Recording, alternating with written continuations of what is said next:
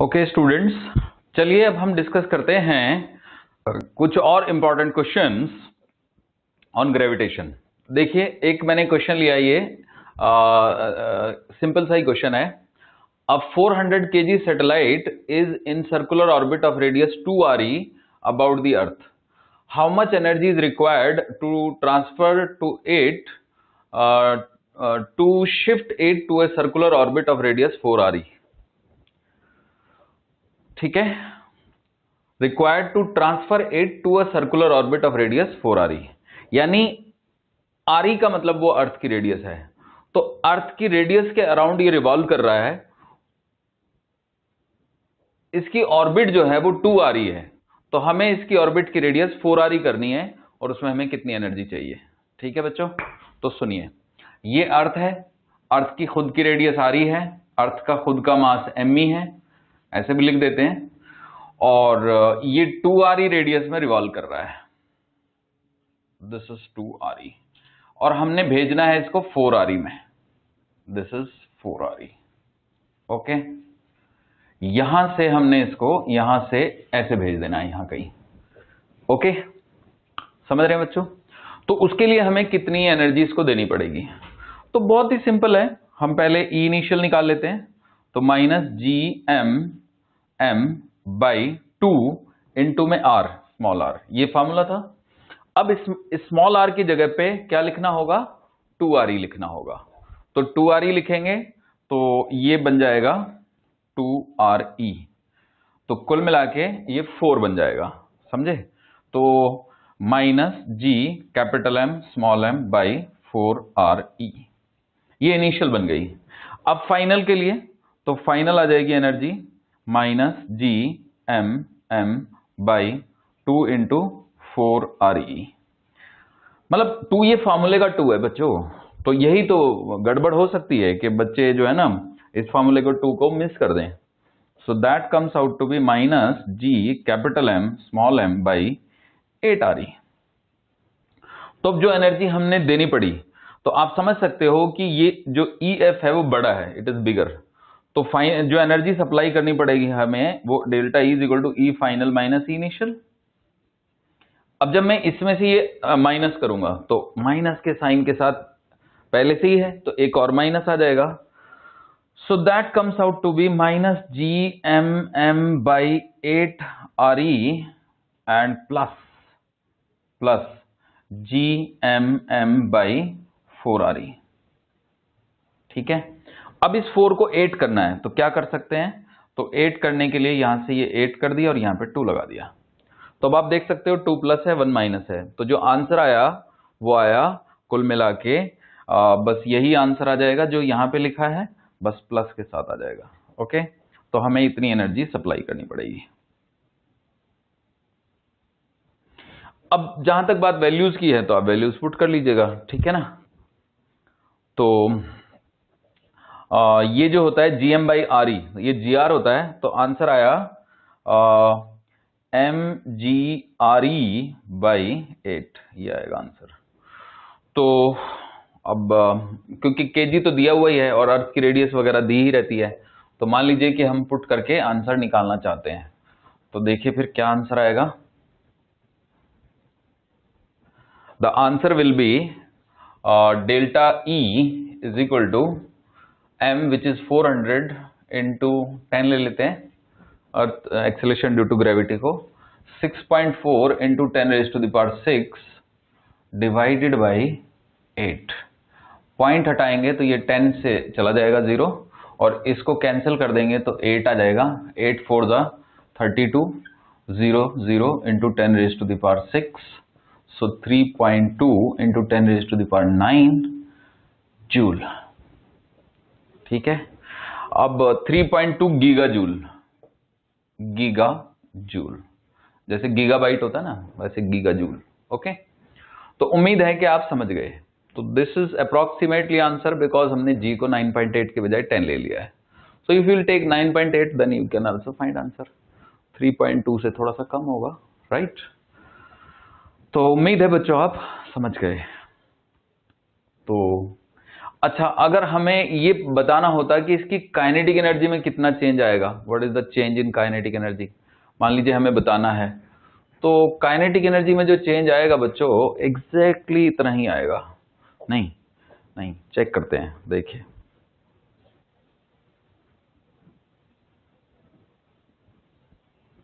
Kinetic energy में कितना change आया।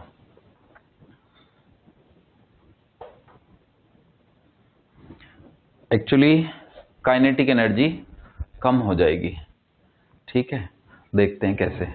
क्योंकि शुरू में जो काइनेटिक एनर्जी थी ना वो थी G capital M small m by 2 into 2RE, और बाद में जो काइनेटिक एनर्जी हो जाएगी ना वो हो जाएगी G capital M small m by 2 into 4RE।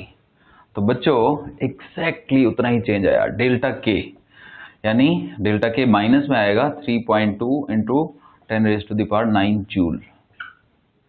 समझ रहे हैं बच्चों, काइनेटिक एनर्जी कम हो जाएगी, जितनी आप एनर्जी दे रहे हो उतनी ही काइनेटिक एनर्जी कम हो गई। तो मजेदार चीज है। सोच रहे होंगे क्यों हुई, क्योंकि स्पीड कम हो जाएगी ना, जब हायर ऑर्बिट में जाएगा तो स्पीड कम हो जाएगी। अब सोच रहे होंगे कि सर जब हम एनर्जी दे रहे हैं तो हमारी दी हुई एनर्जी कहाँ गई, पोटेंशियल एनर्जी बढ़ाने में चली गई। तो अगर मैं यूआई निकालूं बच्चों तो यूआई आएगा हमारा -GMM बाई 2RE शुरू में, तो क्योंकि उसकी अर्थ के सेंटर से डिस्टेंस 2RE है, और यूएफ आ जाएगा हमारा माइनस का GMM बाई 4RE। और जब हम डेल्टा यू कैलकुलेट करेंगे तो वो आ जाएगा, क्योंकि यहाँ पे 2 का फैक्टर नहीं है ना, कैलकुलेशन तो बिल्कुल वैसी हो रही है जैसे मैकेनिकल एनर्जी की। तो आंसर आएगा 6.4 इंटू 10⁹ जूल, यानी कि 6.4 गीगा जूल। समझे बच्चों। तो जो हमने एनर्जी दी वो दी 3.2 गीगा जूल, और 3.2 गीगा जूल काइनेटिक एनर्जी में कमी हुई, तो पोटेंशियल एनर्जी में जो बढ़ोतरी हुई वो हुई आपकी 6.4 गीगा जूल। उम्मीद है कि आप समझ गए, राइट। तो सैटेलाइट का क्वेश्चन ऐसे करना है। बाकी अगर एक ऑब्जेक्ट को लेके जा रहे हो जो स्टेशनरी है, उसमें फिर वो तो पोटेंशियल एनर्जी बढ़ाएंगे बस अब हम, ठीक है ना। तो उम्मीद है आप समझ गए। अब हम इस क्वेश्चन पे आते हैं, ये भी अच्छा क्वेश्चन है। तो in the following exercise choose the correct answer among the given ones. The direction of gravitational intensity at an arbitrary point P is indicated by the arrow. ये है पूरा क्वेश्चन, मैंने नहीं लिखा है, जगह नहीं थी।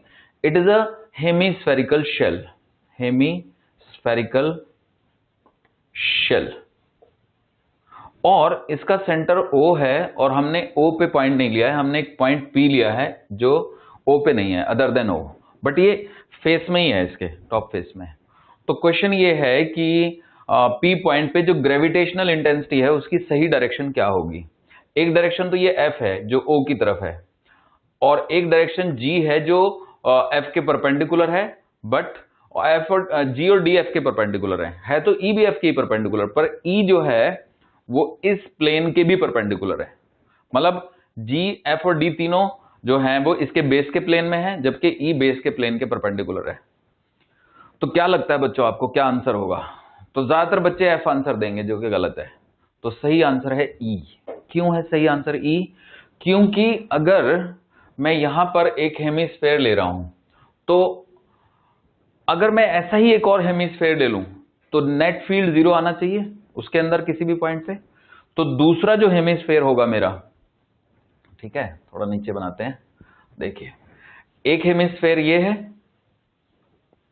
और एक हेमिस्फेयर ये है, ओके। तो ये पॉइंट P यहां पर है, ये यहां पर है, तो दोनों को हमने छुआना है। अगर मैं फील्ड ऐसे ले लूं टेढ़ा, मान लो ऐसा ले लेते हैं, तो इसका भी फील्ड टेढ़ा हो जाएगा। तो ये दोनों को जब मैं ऐड कर दूंगा तो यहां पे एक नेट फील्ड आ जाएगा ना मेरी तरफ। तो वो तो बच्चों कैंसिल तभी होगा जब यहां पे फील्ड या तो इस तरफ हो, दोनों को कैंसिल कर देगा, या फिर इस तरफ हो, ये कैंसिल कर देगा। आप समझे। देखिए मैं ये एरो मिटा देता हूं, अब जरा समझिए।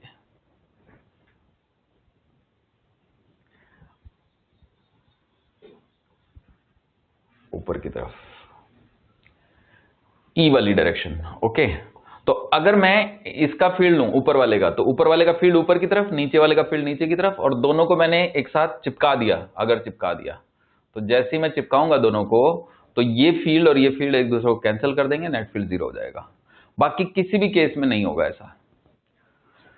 So this is, you can say, थोड़ा सा ट्रिकी टाइप का क्वेश्चन है, जो कि लॉजिक ये कहता है कि भैया यहां पे फील्ड 0 होना चाहिए अगर मैं ऐसा ही एक और हेमिस्फेयर इसके ऊपर रख दूं, क्योंकि 2 हेमिस्फेयर मिलेंगे तो पूरा शेल बन जाएगा, और शेल के अंदर किसी भी पॉइंट पे ग्रेविटेशनल फील्ड 0 होता है। तो उम्मीद है कि आप ये भी समझ गए। अब देखिएगा, इस क्वेश्चन पे आते हैं। 2 uniform solid spheres of equal radii r but mass m and 4m have their centers separation 6r held fixed as shown। अब वो फिगर बनाई नहीं मैंने, फिगर अभी बना दूंगा। A projectile of mass small m is projected from surface of mass capital M directly toward the center of the other sphere। Obtain an expression for minimum speed v of the projectile needed for it। मतलब needed का मतलब ताकि वो वहां तक पहुंच जाए। Clear? तो देखिए, ये m मास का है और ये आपका 4m मास का है।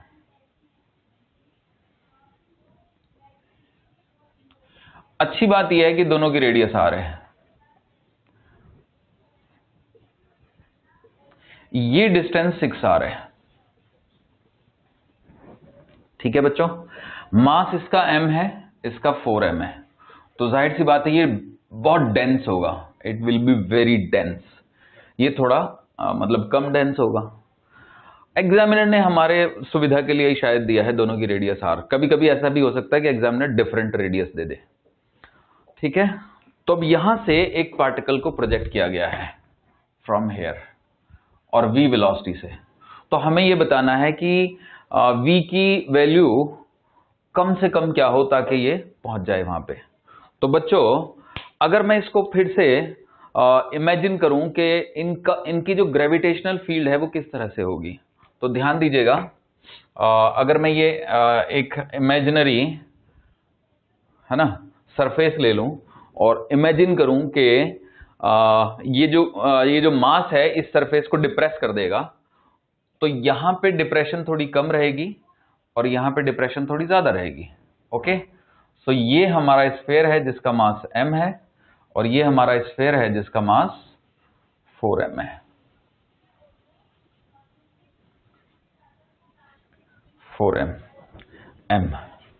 ओके, तो अब आप देख सकते हो कि अगर मैं इसको थोड़ा ठीक से बनाया हूं तो एक पॉइंट ऐसा है कि जिस पॉइंट तक अगर आपने फेंक दिया तो उसके बाद पार्टिकल अपने आप चला जाएगा। तो जाहिर सी बात है वो न्यूट्रल पॉइंट है, और न्यूट्रल पॉइंट मैंने आपको सिखाया था कि अगर ये डिस्टेंस d है, ठीक है ना, अगर ये डिस्टेंस d है तो ये m है, ये 4m है, तो इसका न्यूट्रल पॉइंट d/3 पे होगा। ठीक है, देखिए कैसे। मान लीजिए कि ये मास m है और ये मास 4m है, तो हमने ये ज्वाइन कर दिया, ये डिस्टेंस d है। तो अगर मैं इसको x मान लूं, x, तो ये 2x होना चाहिए ना बच्चों, क्योंकि 4m मास डिस्टेंस के स्क्वायर के इनवर्सली प्रोपोर्शनल है ना फील्ड। तो स्क्वायर करेंगे तो 4 आ जाएगा, तो 4 से 4 कैंसिल हो जाएगा। अब हकीकत में तो यहाँ पे 6r है ना बच्चों, तो जो न्यूट्रल पॉइंट आया मतलब x + 2x यानी कि 3x, 3x = 6r, तो x = 2r, तो 2r आया न्यूट्रल पॉइंट। यानी कि वो पॉइंट जहां तक हमें फेंकना है वो सिर्फ और सिर्फ 2r डिस्टेंस पे है। उससे आगे तो ये भारी वाला पार्टिकल अपने आप ही खींच लेगा। तो ये आप समझ जाइए कि ये जो डिस्टेंस है, अगर मैं इनको ज्वाइन करूं, मतलब ये अगर 6r है तो हमें सिर्फ 2r तक फेंकना है, 2r तक, उसके बाद तो ये अपने आप ही खींच लेगा। ये डायग्राम इसीलिए बनाया ताकि इंडिकेट हो जाए। ये एक्चुअली आइंस्टाइन की थ्योरी है जिसमें वो बताता है कि gravity is created due to the curvature of space time.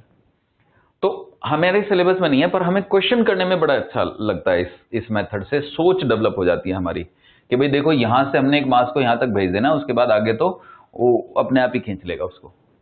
Clear? तो देखिए अब हमारी सोच डेवलप हो चुकी है, तो हम इसको हटा रहे हैं। कॉन्सेप्ट तो यही है। ये भी हटा देते हैं क्योंकि हमें ऑलरेडी पता चल गया। अब ध्यान दीजिएगा, एक प्रिंसिपल होता है, principle of conservation of mechanical energy, और वो ये कहता है कि किसी भी सिस्टम की मैकेनिकल एनर्जी तब कंजर्व रहती है जब सिर्फ कंजर्वेटिव फोर्सेस वर्क करते हैं। तो यहां पे तो ग्रेविटी फोर्सेस वर्क कर रहे हैं, तो वो तो कंजर्वेटिव हैं।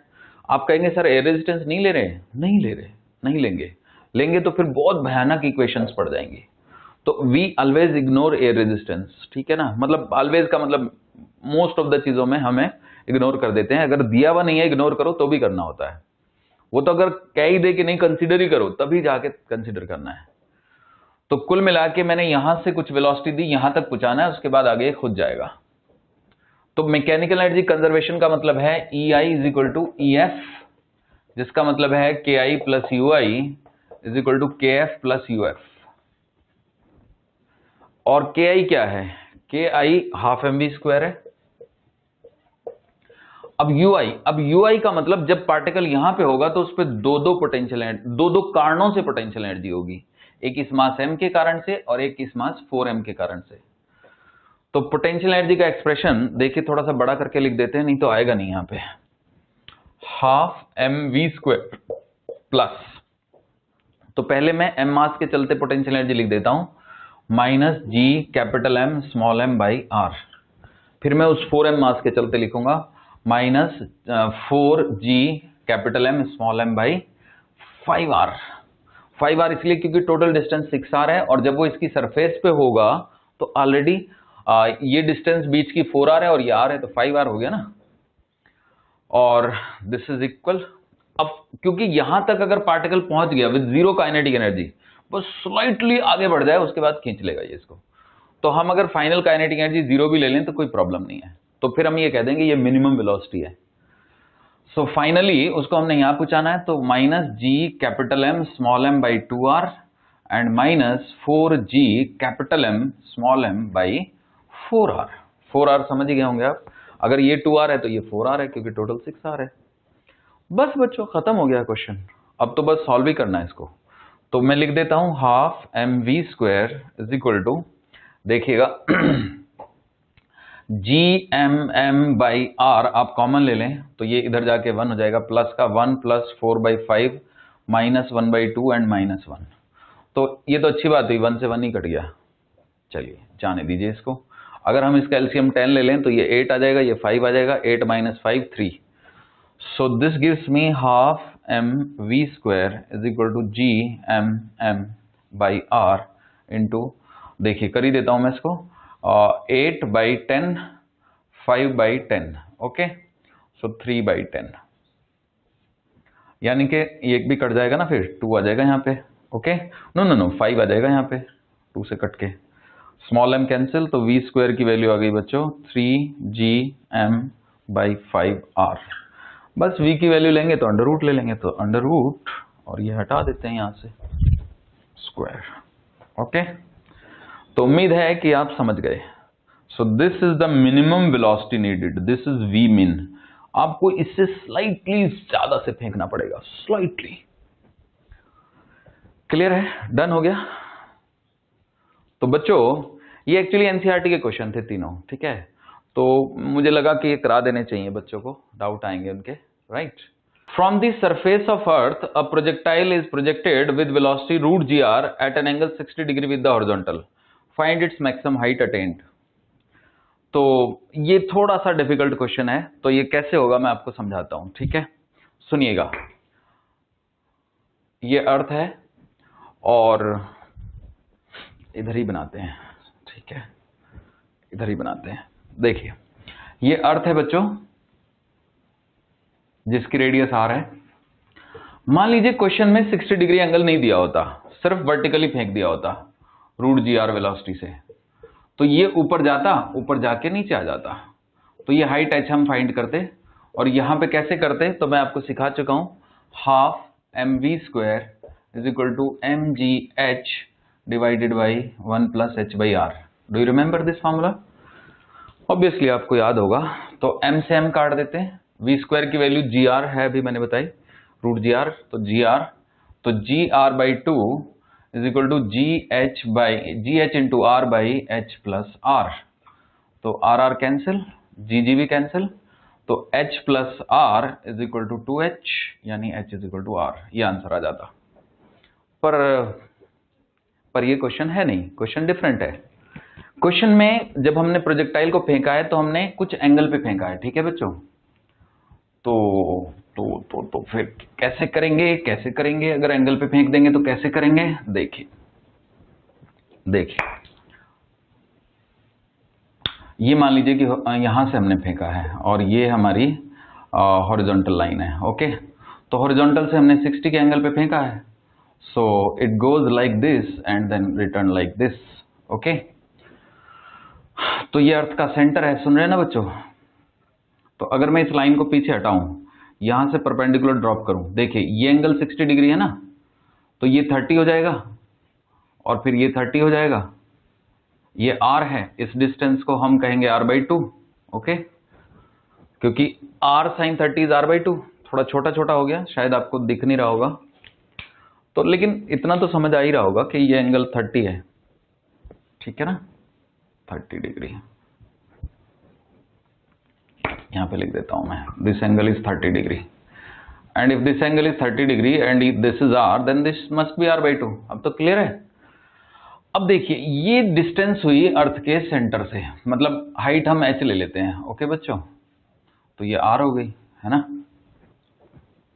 क्लियर है। तो अब हमारा मकसद है कि हम h कैलकुलेट करें, तो कैसे करेंगे, ठीक है। तो देखिए फिर कैसे करेंगे। तो इसमें ना जब यहां पे पार्टिकल होगा मैक्सिमम हाइट पे, तो उसकी वेलोसिटी 0 नहीं होगी जी। तो मान लीजिए उसकी वेलोसिटी v है, यहां पे तो वेलोसिटी √gr है, हमें पता ही है, यहां पे हमने v मान लिया है। ओके, तो इसमें एक दो इक्वेशन लगानी होंगी हमें। पहली इक्वेशन लगानी होगी एंगुलर मोमेंटम कंजर्वेशन की। क्यों? क्योंकि जो भी ग्रेविटी का फोर्स इस पे लगेगा ना, तो वो अर्थ के सेंटर की ओर लगेगा। यही तो है सेंट्रल फोर्स, जो सेंटर की ओर एक्ट करेगा। तो अर्थ के सेंटर की ओर एक्ट करने के चलते अर्थ के सेंटर के अबाउट पार्टिकल पे लगने वाला टॉर्क 0 हो जाएगा। और अगर टॉर्क 0 होता है तो एंगुलर मोमेंटम कंजर्व होता है। Tau is equal to dl/dt, याद है आपको। सो tau is 0, so L is constant. तो अगर L कांस्टेंट हुआ तो आप कहेंगे कि m into √gr into r/2, ये है ना mvd, d here r/2। Okay, mvd यानी perpendicular distance is equal to m into v into r plus h। Okay, तो स्मॉल m को आप कैंसिल कर दीजिए, ठीक है। तो एक गंदी सी इक्वेशन बन रही है, लेकिन कुछ किया नहीं जा सकता इसमें, ठीक है बच्चों। तो v की वैल्यू आ जाती है √gr बाई 2 इंटू में r plus h by r, यानी कि 1 plus h by r, this is v। Okay, LCM लेंगे तो वो r ऊपर चला जाएगा, मतलब ये थोड़ा अच्छा तरीका लग रहा है लिखने का, ठीक है। तो अब एनर्जी लगाएंगे, तो यहां पर जो एनर्जी है यहां पर वो कितनी है, यहां पर एनर्जी है हाफ mv², और v² है gr। और फिर यहां पर पोटेंशियल एनर्जी, तो पोटेंशियल एनर्जी का फॉर्मूला होता है बच्चों -gmm/r, -gmm/r। अब ये gm/r, ये तो gr होता है ना बच्चों, तो मैं -mgr रख देता हूं उसको, -mgr, थोड़ा इजी हो जाएगा ना। ओके, अब यहां पर एनर्जी, तो यहां पर भी एनर्जी लिखी जाएगी, वो होगी -G_M_m/r प्लस h। तो gm को तो gr² लिख देंगे ना बच्चों, तो चलिए बाद में लिखेंगे, plus half mv²। Okay, kinetic energy at the earth surface, potential energy at the earth surface, potential energy at the height, kinetic energy at the height, मतलब हाइट h। तो this comes out to be -mgr, तो इसको इधर ही ले आते हैं, G_M r plus h, minus का plus का हाफ mgr और माइनस का mgr, तो माइनस का हाफ mgr यानी mgr/2 is equal to half mv², half mv²। तो v² ये आ जाएगा आपका gr/1 प्लस h/r का होल स्क्वायर का 4 टाइम्स। ओके, इसको भी थोड़ा सिंप्लीफाई कर लेते हैं। देखिए, अगर मैं यहां से gm हटा दूं तो मैं यहाँ पे क्या लिख सकता हूँ, GR² लिख सकता हूँ, याद होगा ना, क्योंकि स्मॉल g की वैल्यू थी GM/R², तो GR² = GM।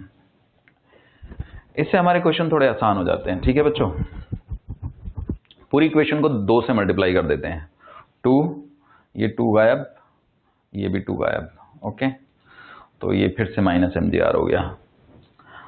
ओके बच्चों, अब क्या कर सकते हैं हम लोग, mgr कॉमन ले सकते हैं यहां से, तो mgr कॉमन, तो ये बचेगा 2r/r+h -1, और ये बचेगा mgr/4 × 1 + h/r का होल स्क्वायर।